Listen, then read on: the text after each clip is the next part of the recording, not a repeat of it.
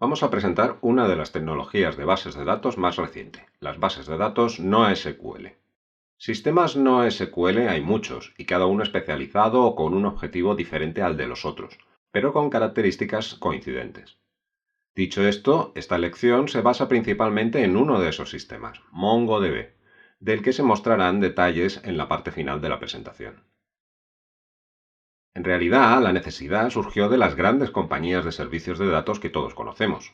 Pensemos en el problema de los tags, las etiquetas de Facebook o Twitter. Son millones y millones de mensajes y etiquetas. Lo que interesa es leer rápido. No importa tanto si se produce un error de escritura. Importa más que el servicio esté permanentemente disponible, que no se caiga.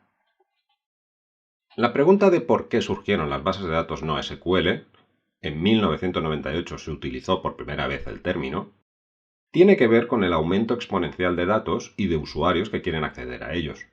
En pocas palabras, los sistemas actuales basados en el modelo relacional tienen serios problemas para atender esa demanda de datos. Es el efecto de Internet. A eso hay que añadir que nosotros, como usuarios, exigimos una total disponibilidad las 24 horas de los 7 días de la semana y fiabilidad total. Y rápido, no nos apetece esperar 2 segundos a que el navegador nos responda. Simplificando hasta casi el ridículo, muchos más datos, usuarios, dispersión geográfica, etc., no debe llevar a tiempos de respuesta mayores en las consultas a la base de datos. Un sistema relacional puede verse comprometido con estos ingentes volúmenes de datos y accesos, degradarse su rendimiento, y nosotros queremos velocidad.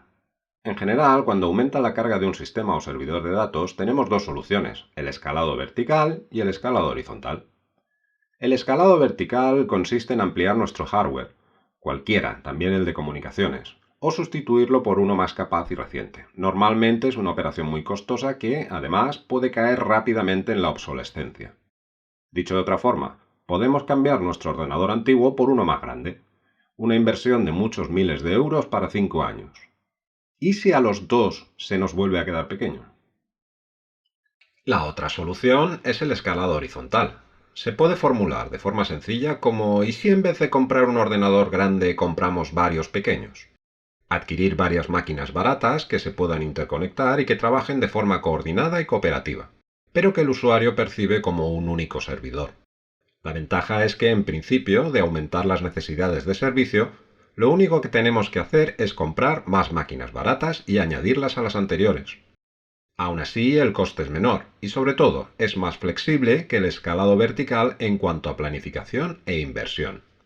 A todo esto añadamos la dispersión geográfica de los datos o la posibilidad de conectarnos a servidores de cualquier lugar del mundo. Podemos tener varios conjuntos de máquinas actuando como servidores localizados en sitios diferentes.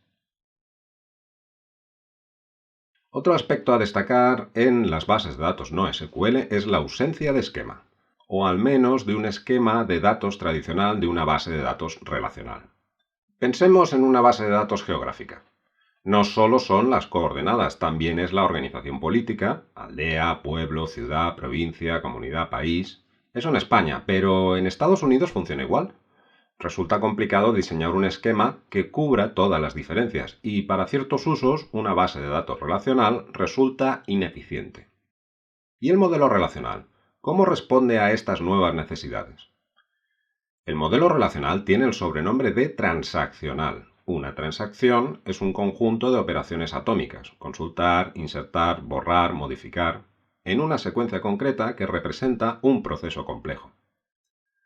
Pensemos en sacar dinero de un cajero. Hay que consultar el saldo, restar lo que se quiere retirar, actualizar el saldo al nuevo valor. Un sistema de base de datos transaccional debe asegurar las propiedades ACID para garantizar que la base de datos está en todo momento en un estado consistente, sin errores en sus datos. La atomicidad hace que ese conjunto de órdenes de la transacción se perciba o trate como una única operación de base de datos. Si todo ha ido bien, se confirma la transacción. Si algo ha ido mal y la transacción se interrumpe antes de terminar, por la causa que sea, entonces se rechaza la transacción y volvemos al estado de base de datos que había antes de empezar. Podemos pensar que se deshacen las instrucciones atómicas que sí se hayan ejecutado. La persistencia no es más que asegurar que el resultado de la transacción se almacenará adecuadamente, que no desaparecerá como consecuencia de un fallo del sistema. La consistencia exige que los estados de base de datos anterior y posterior a la transacción sean correctos, no generen datos erróneos, al menos desde el punto de vista estructural. En cuanto al aislamiento, aunque trabajen con el mismo dato, unas transacciones no deben interferir con otras. Aquí tenemos dos transacciones que van a actualizar el valor de x, que actualmente vale 1000.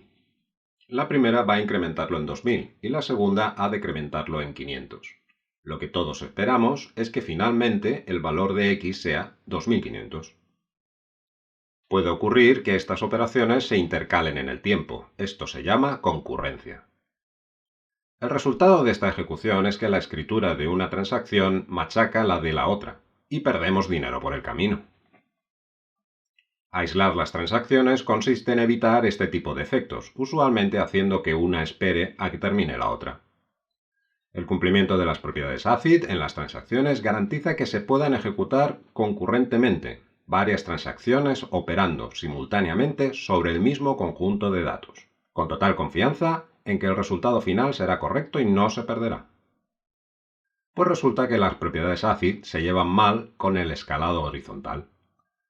No obstante, no estamos diciendo que Google o Amazon no usen el modelo relacional, ni tampoco que se esté abandonando el modelo relacional. Lo que pasa es que conviven modelo relacional y no SQL. Uno para unas cosas, el otro para las otras. Si se necesita un sistema transaccional, hay que cumplir las propiedades ACID. Algunos dicen que todo lo que tenga que ver con dinero, o sea, garantizar que no se pierde ni un euro.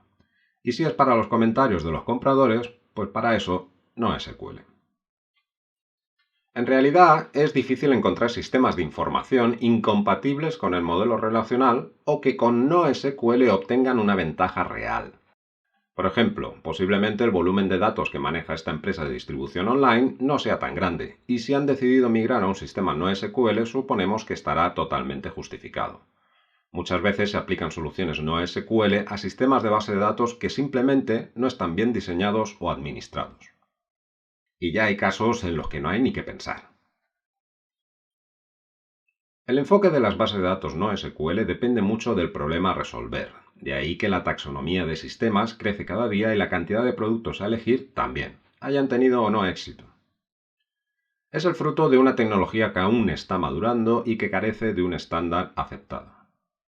Los tipos más conocidos son los de clave-valor y sus variantes. Básicamente, el concepto clave-valor podría verse como una limitación de las tuplas del modelo relacional a dos columnas. Es decir, tendríamos que organizar nuestros datos como si solo pudiéramos tener clave primaria y un dato asociado a cada valor de esta. No obstante, en valor puede haber casi cualquier cosa, incluso conjuntos o vectores, depende del producto no SQL. Las documentales organizan la información por documentos, unidades de información sin estructura fija y de tamaño variable. XML o JSON son ejemplos de formatos de esos documentos. Las bases de datos no SQL se han convertido en una especie de obsesión, especialmente entre los desarrolladores web.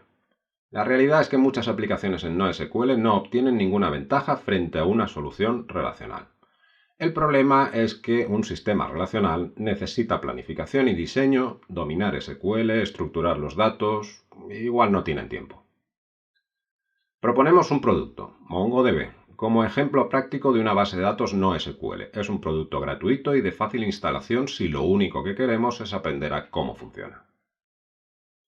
MongoDB es de código abierto y se dice orientado a documentos porque los datos se manejan en JavaScript y JSON. El almacenamiento, transparente para el usuario, se realiza en JSON binario. La información se organiza en bases de datos que contienen varias colecciones. Las colecciones, a su vez, son conjuntos de documentos. Y los documentos, como veremos, son conjuntos de pares clave-valor. Lo que nosotros guardaríamos en una tabla con dos filas, en MongoDB sería una colección de dos documentos. Las etiquetas vienen a ser los nombres de las columnas y los valores los de cada componente de la fila de la tabla. En MongoDB se utiliza JavaScript. Así podemos escribir expresiones JavaScript que emularían a las consultas en SQL, incluso filtrando los resultados por valores a obtener o por claves a mostrar.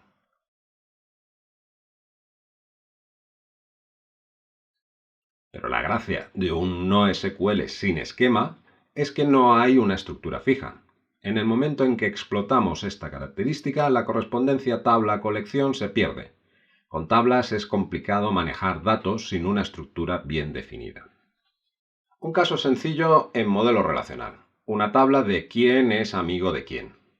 Una consulta simple puede darnos el nombre de los amigos de cada uno. Sin embargo, en MongoDB no hay forma de traducir esa consulta SQL. La única forma de conseguir esa relación es ponerla explícitamente en los datos. En el modelo relacional es una redundancia innecesaria, pero en MongoDB las consultas solo permiten obtener datos de una única colección. No podemos relacionar varias colecciones. Así que la solución es repetir información porque sabemos que la vamos a necesitar. Es el pago que hay que hacer por tener una base de datos sin estructura y con unos tiempos de respuesta en principio superiores a una base de datos relacional. Tampoco olvidemos que a veces en modelo relacional se hace algo similar al desnormalizar. MongoDB publicita estas características como puntos fuertes de su producto. En particular, vamos a introducir la replicación como solución de respaldo y de alta disponibilidad de datos, y el particionamiento automático. Como con cualquier servidor de base de datos, varios dispositivos se conectan mediante el driver adecuado de programación. La novedad está en que, aunque no nos enteremos, la base de datos está replicada por 2 veces como mínimo. El servidor MongoDB en realidad es un grupo de maestro-esclavos, todos ellos con los mismos datos. El maestro es el que nos da servicio y los esclavos son copias instantáneas por si acaso le pasa algo al maestro. Si se rompiera el servidor, automáticamente uno de los esclavos pasaría a ser maestro. Evidentemente, el antiguo maestro se quedaría desactualizado hasta que volviera a estar activo y se sincronizara con el nuevo maestro. El cómo y por qué y qué se haría después son asuntos para otra ocasión. La cuestión aquí es que MongoDB proporciona una herramienta de alta disponibilidad de datos muy fácil de implementar. El número de esclavos no está limitado a 2.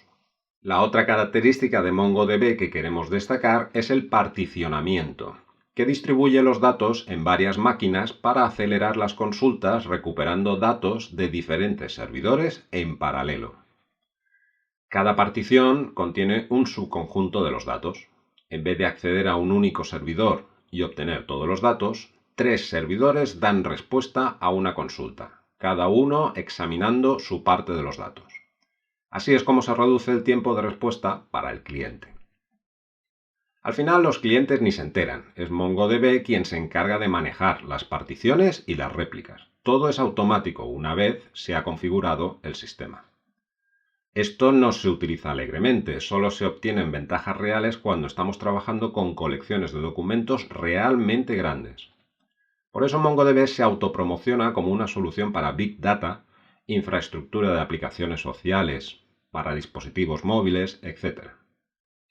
Terminamos. NoSQL se utiliza cuando manejamos grandes, pero grandes, volúmenes de datos o información sin una estructura clara. NoSQL no vale para todo. No son la solución a problemas de rendimiento porque no sabes administrar o diseñar bases de datos. No hay un estándar NoSQL, por lo que nos encontramos en el mercado con cada producto orientado a una solución concreta y con lenguajes y APIs particulares y diferentes. No olvides examinar la bibliografía utilizada para confeccionar esta lección.